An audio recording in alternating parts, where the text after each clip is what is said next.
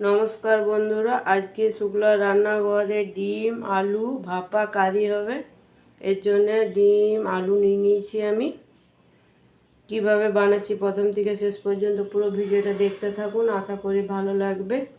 পুরো ভিডিওটা দেখার অনুরোধ রইল। আমি আলুটাকে প্রথমে গ্রেট করে নেব ছোটো গ্রেটারটা দিয়ে। এর মধ্যে জলও নিয়ে নিয়েছি।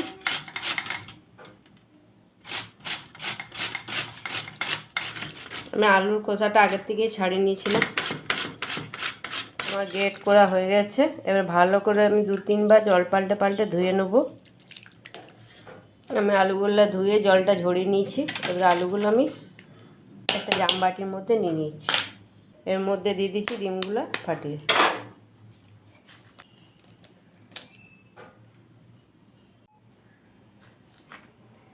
দিয়ে দিচ্ছি পরিমাণ মতো নুন আর অল্প একটু হলুদ আর পেঁয়াজ কুচনো আর লঙ্কা কুচনো দিয়ে আমি ভালো করে মেখে নেব। আমি যে বাটিগুলো করে ভাপাবো সেই বাটিগুলোতে একটু করে তেল আর একটু করে জল দিয়ে দেবো, তাহলে সহজে ডিম ভাপাগুলো উঠে যাবে, ডিম আলু ভাপাগুলো। আমি ছোট ছোট বাটিতে করে করছি। আপনাদের কাছে যদি ছোট বাটি না থাকে বড় জায়গাতে করেও করতে পারেন একটা, তা পিস পিস করে কেটে নিতে হবে। ডিম আলু মাখাটা দিয়ে দিচ্ছি।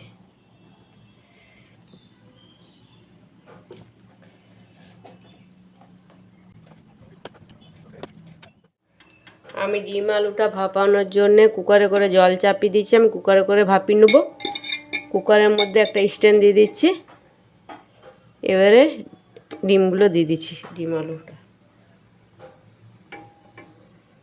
আমি সিটিটা লাগাবো না, আমি এরকম ঢাকা দিয়ে ভাপিয়ে নেব। আমার ডিমগুলো ভাপানো হয়ে গেছে, সিদ্ধ হয়ে গেছে, একটু ঠান্ডা হয়ে গেছে। এবারে আমি এইভাবে ছাড়িয়ে নেব।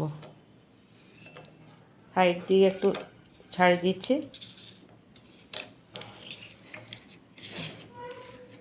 সহজে ছেড়ে গেল।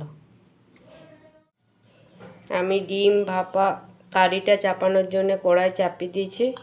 কড়াই গরম হয়ে গেছে, তেল দিয়ে দিচ্ছি কড়াইয়ের মধ্যে। অল্প একটু জিরে ফোড়ন দিয়ে দিচ্ছি তেজপাতা আর পেঁয়াজটা দিয়ে দিচ্ছি। পেঁয়াজটাকে আমি লাল লাল করে ভেজে নেব। পেঁয়াজটা আমার লাল লাল করে ভাজা হয়ে গেছে। লাল লাল করে ভাজলে তরকারি কালারটা বেশ সুন্দর আসে। এবারে দিয়ে দিচ্ছি আদা রসুন লঙ্কা বাটা। আদা রসুনটাকে ভেজে নেবো যতক্ষণ না কাঁচা গন্ধটা আসছে। আমার আদা রসুনটা ভাজা ভাজা হয়ে গেলে এবার দিয়ে দিচ্ছি টমেটো পেস্ট।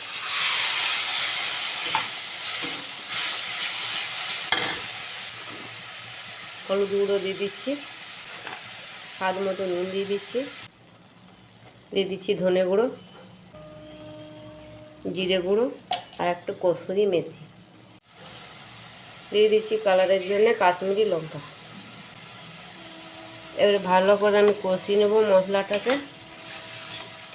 আমার মশলাটা ভালো করে কষানো হয়ে গেছে, তেল মশলা আলাদা আলাদা হয়ে যাচ্ছে। আমি জল দিয়ে দিচ্ছি। আমার ঝোলটা ফুটে এসছে। এবারে দিয়ে দিচ্ছি আলু ডিমের ভাপাটা।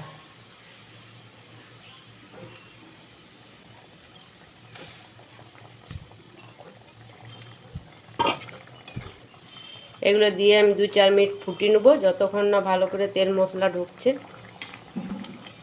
ডিমের আমলাটগুলোর মধ্যে।